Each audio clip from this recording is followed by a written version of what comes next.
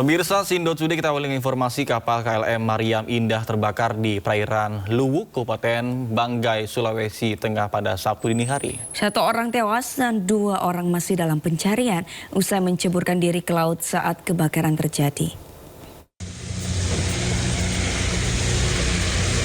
Proses pemadaman kapal bermuatan minyak. Tugas pemadam kebakaran berjibaku memadamkan api yang membakar kapal KLM Mariam Indah di perairan Luwuk, Kabupaten Banggai, Sulawesi Tengah.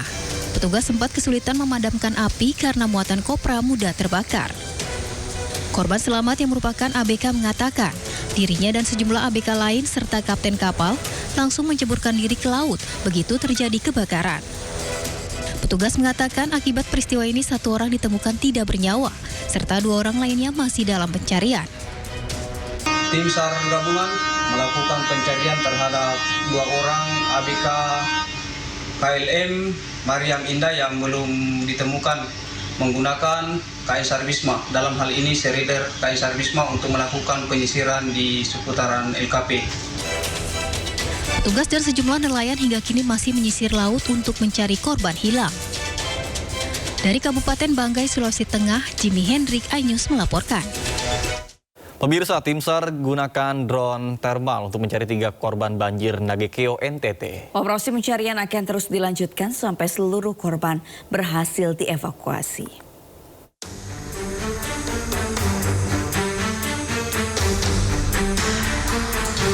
Pencarian 3 korban banjir bandang di Desa Sawu, Kecamatan Mauponggo, Kabupaten Nagekeo, Pulau Flores terus dilakukan.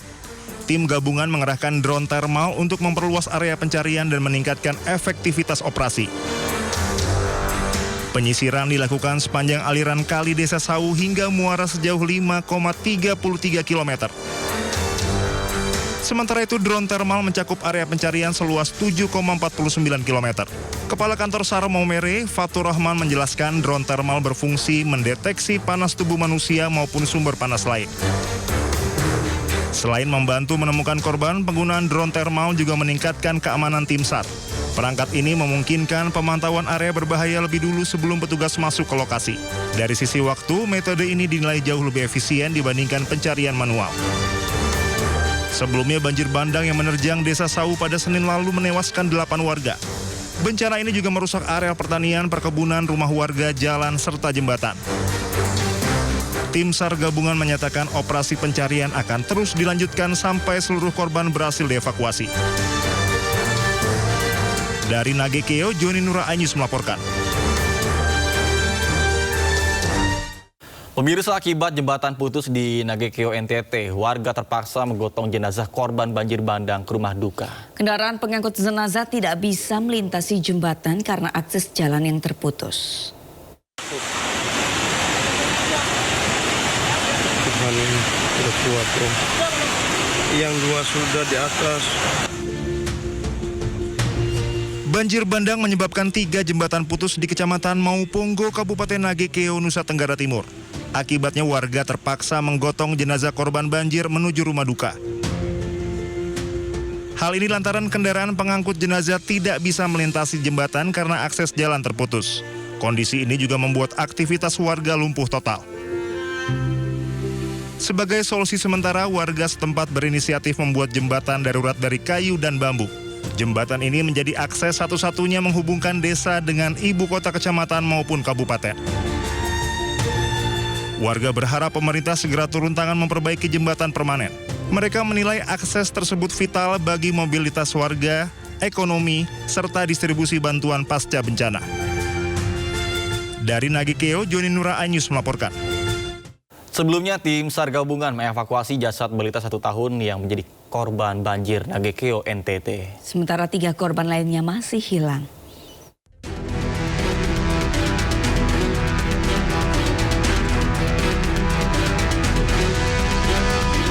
Tim SAR gabungan menemukan jenazah Aciles Agustinus Busa Jago, balita 13 bulan yang menjadi korban banjir bandang di Kabupaten Nagekeo, Nusa Tenggara Timur, Kamis pagi waktu Indonesia Tengah.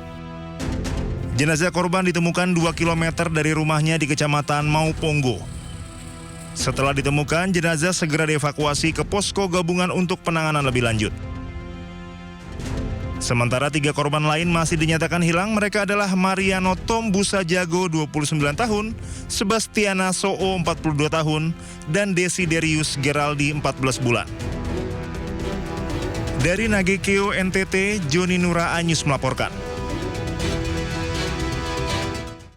Pemirsa, korban ledakan di kawasan pemukiman di Pondok Cabe, Tangerang Selatan terpaksa mengungsi setelah rumahnya mengalami kerusakan yang parah. Warga diungsikan di sekitar tempat kejadian dengan jarak cukup jauh dari tempat kejadian. Inilah suasana pengungsian yang rumahnya rusak akibat ledakan yang diduga berasal dari tabung gas di kawasan Pondok Cabe, Tangerang Selatan, Banten. Para warga mengungsi di sebuah masjid dengan jarak cukup jauh dari tempat kejadian. Bantuan terus berdatangan mulai dari bahan makanan, perlengkapan sehari-hari, hingga petugas kesehatan. Warga berharap bisa segera kembali ke rumah dan tidak terjadi kejadian serupa.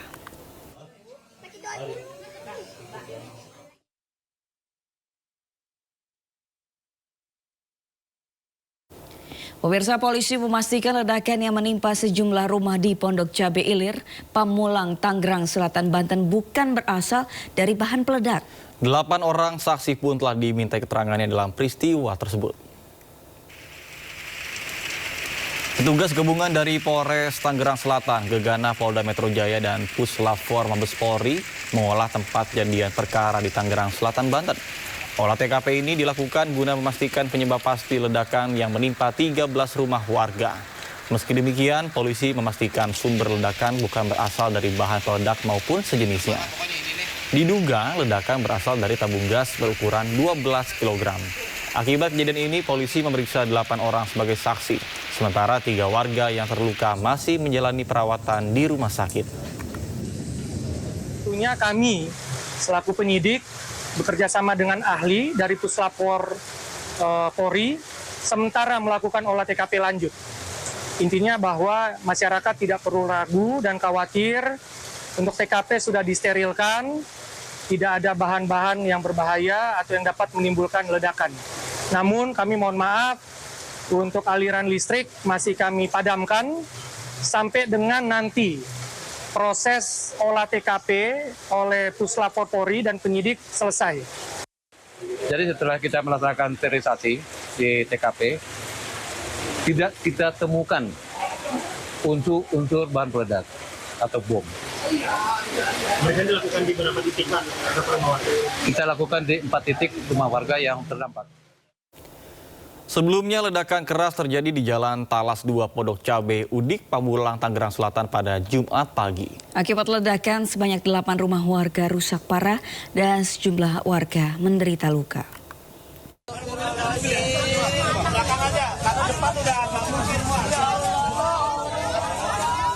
Sejumlah korban ledakan yang terjadi di Jalan Talas 2 Pondok Cabe Udik, Pamulang, Kota Tangerang Selatan dievakuasi untuk mendapatkan tempat aman. Sebagian warga berusaha menolong penghuni rumah, terutama lansia yang terluka.